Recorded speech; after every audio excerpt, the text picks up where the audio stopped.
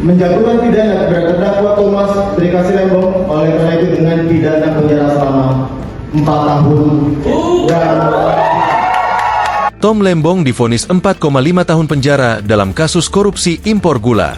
Mantan Menteri Perdagangan, Thomas Trikasih Lembong atau Tom Lembong divonis 4 tahun dan 6 bulan penjara.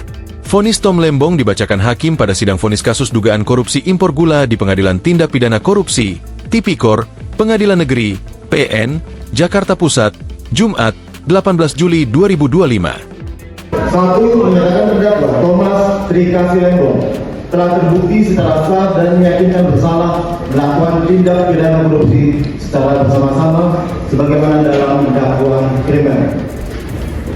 2. Menjatuhkan pidana kepada terdakwa Thomas Trikasih Lembong oleh karena itu dengan pidana penjara selama 4 tahun